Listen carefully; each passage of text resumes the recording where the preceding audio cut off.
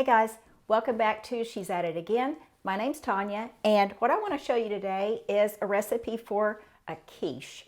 And if you're anything like me, I love egg products. I just do. Quiche is really, really good. I've had spinach quiche before, and it was fine. But this quiche, the key to it is the crust.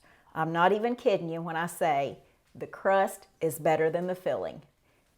It's just a fact. So do not skimp and say, I'll just use the store-bought crust and use the filling part. You're missing out on the whole deal. I would say 75 to 99% of your flavor is going to come from this crust. The crust is super easy. Please don't be intimidated. You're not even going to blend or cut in your butter like you do with a regular pastry. So what I'm going to show you is right here, I have melted, you can use softened, but I actually melted this on the stovetop because it's a little cool in my house right now. So I have 1 stick of butter, which is a 1/2 cup, and then 3 ounces of cream cheese. So I'm just giving that a stir. Seriously, this could not be a whole lot easier than this.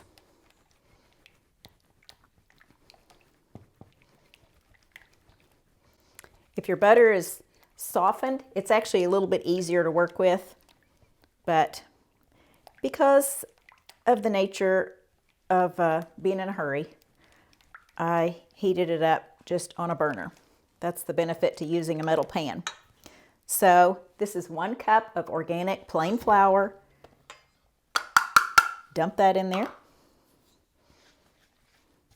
And you're just going to stir it till it all comes together. We're going to be chilling this in the refrigerator until it becomes firm.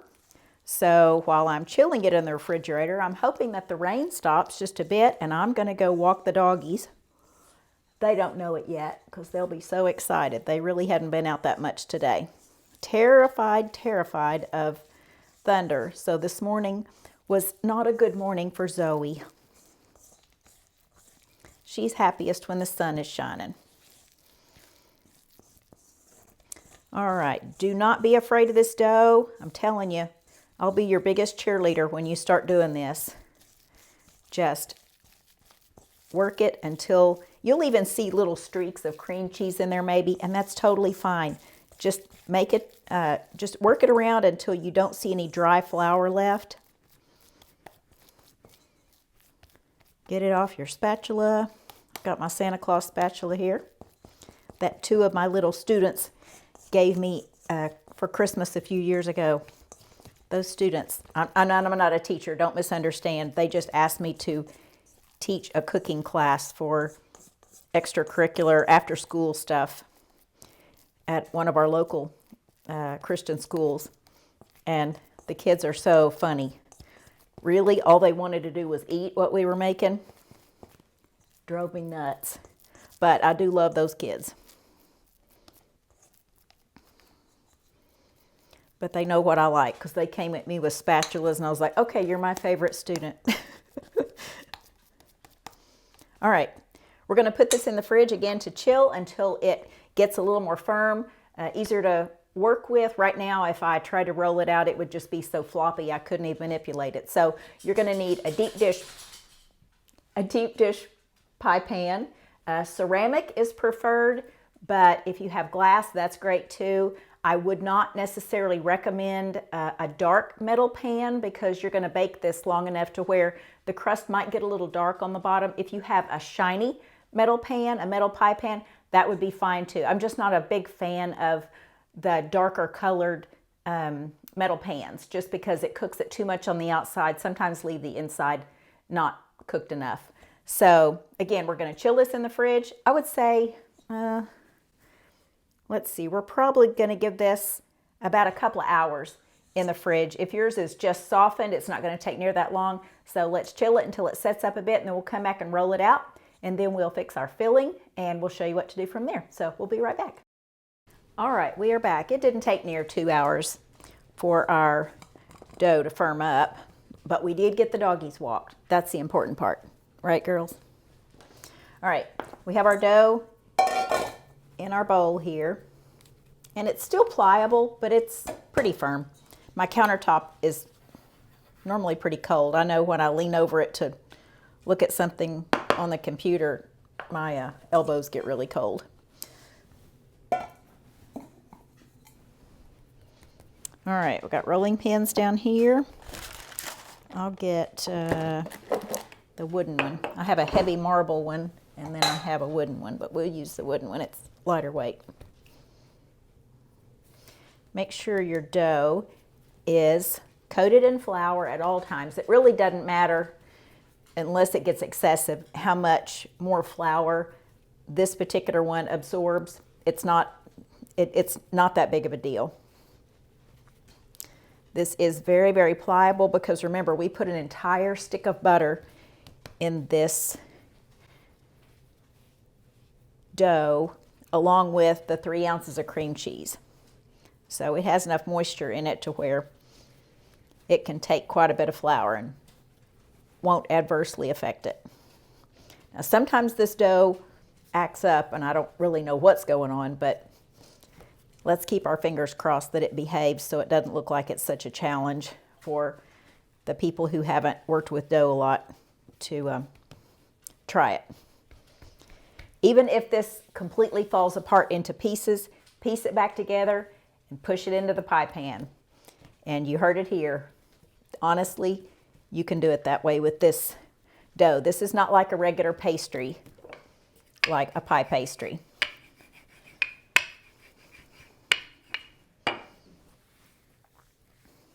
It's almost like working with a sugar cookie dough is what the texture of it reminds me of. So I have my ceramic pie pan here. This says apple pie. This is obviously not going to be apple pie. So when you're working with any pastry, you're not going to just go to town and roll back and forth like they do in cartoons. This is not a cartoon. This is real life. And you're going to keep in mind that you've got places on the outer edge that are kind of coming apart, and you want to do your best to keep those intact if at all possible. But like I said, honestly, if this falls apart into pieces, you just piece it back together into the pan just like pieces of a puzzle. Or like maybe you're working with clay and you're making a sculpture in the shape of a bowl, the inside of a bowl. But it really is very easy to work with.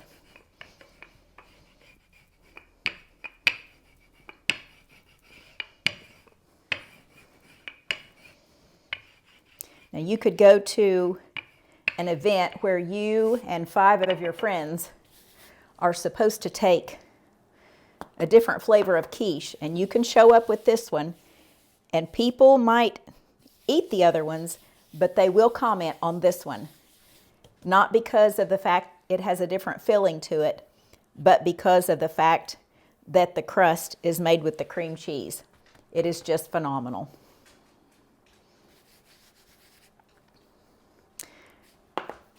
Be generous with your flour, putting it on the top and bottom of your crust. All right, we're going to transfer this over. So I have this folded in half, and it'll have a big crack in it when I put it over here. So you're just going to seat it in there like that. And see how torn apart that looks? I'm just going to put it back together like a puzzle. It is not going to adversely affect the taste whatsoever, or actually the texture too. It's just weird, the trick that the cream cheese does on this. I can't explain it. I'm sure it has a scientific reason to it, but again, it's just very forgiving. Okay, let's tuck it in around the edge. You don't necessarily want it hanging over a lot. And for heaven's sake, don't think you're going to trim some off and discard it like you would. Some people do that with pastries. I don't really quite understand that, because you can always tuck it in, use it as a decoration, push it back into the bottom or something. Why would you throw something away? But that's just me and my non-wasting self. So take your fingers and just kind of feel around the edges. Make sure it feels about the same thickness all the way around, if you can gauge that with your fingers. The more you work with pastry, the more you kind of get a feel of that.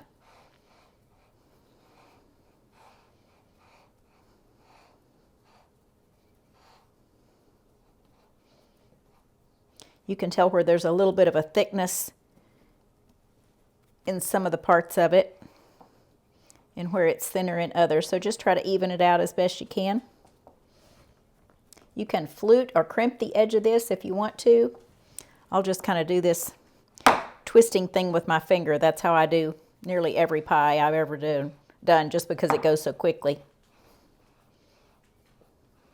But it's not something that's necessary. You can just push it right up against the pan if you want to. Okay, we have the edge of that crimped. Now I'm going to place this back in the refrigerator real quick and keep this chilled while we make our filling. And that goes together really quick too.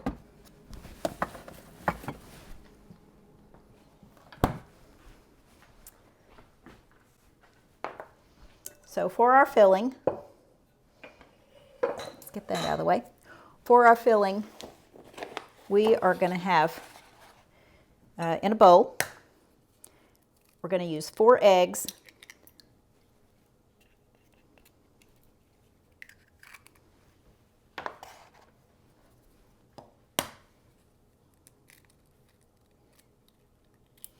And if I were breaking these eggs into something else, I would also break the eggs into a separate bowl, but since that's the first item that's going to be going into this bowl, then I'm not going to worry too much about it. If I happen to drop a piece of shell into the mix, it would be easy enough to get out with a piece of the eggshell that I already have.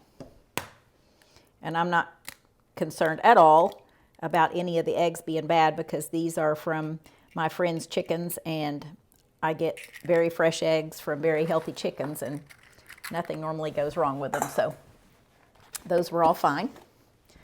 All right, we're going to take a whisk.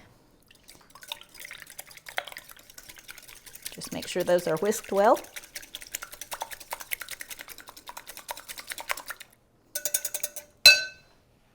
We have 12 ounces of milk. You are free to use evaporated milk in a can. I'm not talking about sweetened condensed, but I'm talking about evaporated milk, and it normally comes in a 12-ounce can. But if you don't have that, you can actually use half and half if you'd like. But I just have whole milk, and 12 ounces comes to a cup and a half.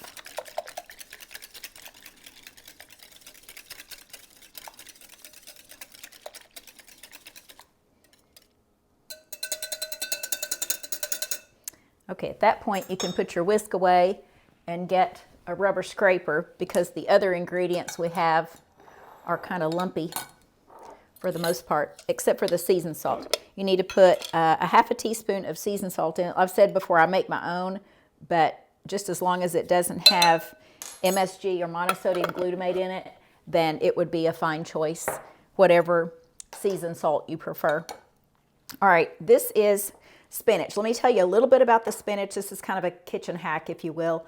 I buy organic spinach in those big plastic tubs.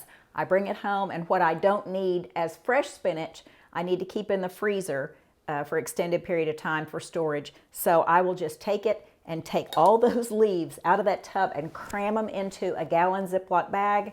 I will lay on it across the counter and seal the zipper on it, so to press all the air out, and it just goes completely flat. It's amazing how much you can cram into that 1 gallon Ziploc bag. So when I need spinach, I just take and break a piece of it off, and it's super easy. You don't even really have to chop it. You just kind of crumble it with your hands.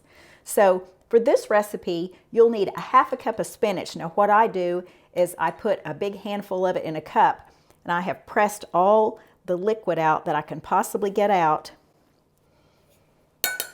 And this is relatively dry, but it leaves me with about half a cup of spinach. So half a cup of chopped spinach is going to go in your milk and egg mixture. And we'll give that a little bit of a stir to break the spinach up.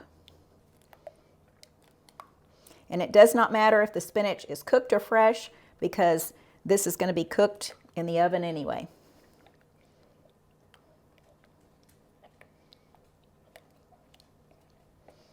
I really packed that spinach in there good.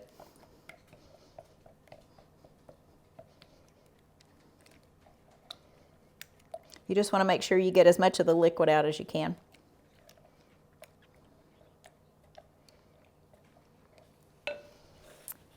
All right, this is about, and I say about because we're dealing with cheese. You know I like cheese.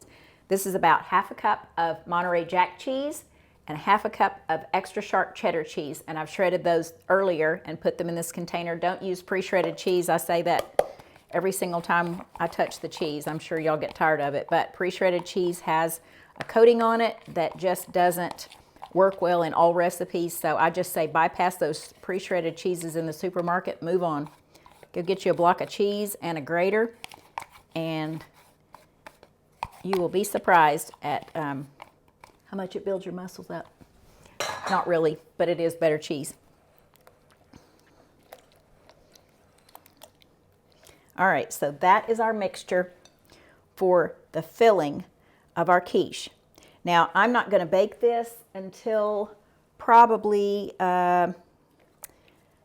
maybe another 45 minutes or so. So instead of pouring this in my crust and risking it getting soggy in the refrigerator until I get ready to bake it, I'll preheat my oven, and then right before I get ready to put it in the oven, I'll bring the pastry out, pour the filling in it, then we'll pop it in the oven. So we'll come back when I'm ready to do that, and we'll film from there on. All right, we have our ingredients to put together. I am going to be setting my pie pan on this, it's just a stainless steel pizza pan, but just something to catch the drips. In case it overflows, this rarely does when I have it in this pan, but if you use a smaller pie dish, you'll definitely want to put it on something just in case, even when you're putting it in the oven, in case you tilt it over a little bit and it overflows around the side. And that's unfortunately kind of easy to do. That's why I use a deep dish pie pan. So our crust is super cold. Our filling is all mixed up and ready to rock and roll.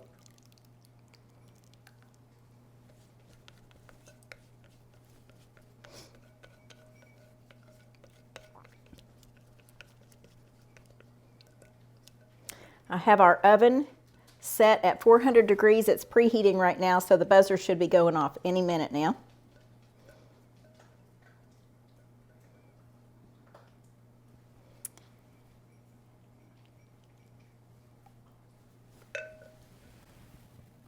I'm going to show you a little helpful hint. You've probably seen people do this before, but if not, if this is new to you, then what I've done is take a piece of aluminum foil, I cut an X in it, and each one of the triangles that it forms, I peel that back and press it onto this, and this is going to be our tent for our quiche, and I'm going to attach it to the edge of the pizza pan. You can attach it to the edge of the pie crust itself, but sometimes it sticks to it a little bit, so I'd rather just attach it to the pan. Now, what this is going to do is prevent the crust from overcooking, because this is going to cook for, let me double check.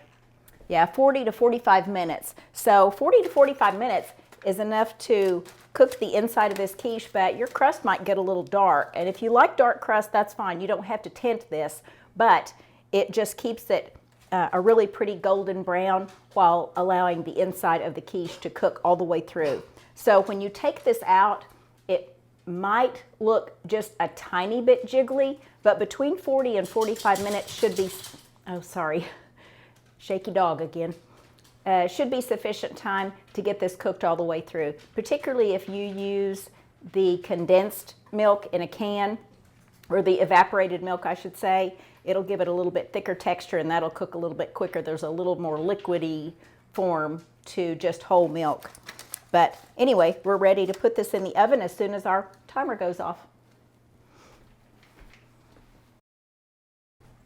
Okay, there's our timer. So make sure that aluminum foil is secured on the edge there. And remember, you got to keep this perfectly level or it's going to come out the side. I have our rack placed about in the center of the oven.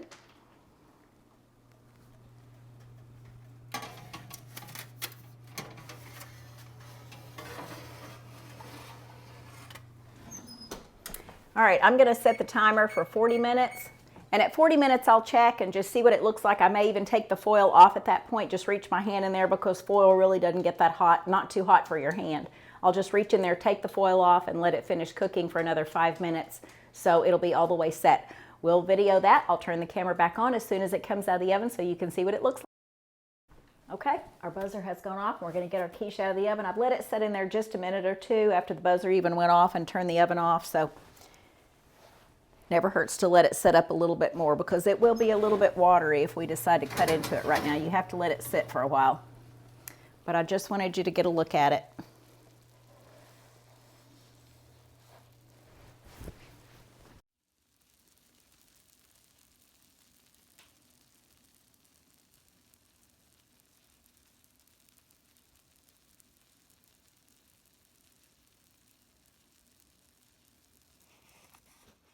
Okay, friends, thanks for joining us. I hope you give this a try. We look forward to seeing you next time. See what else we can come up with on She's At It Again in the next video. Thanks. Have a good day.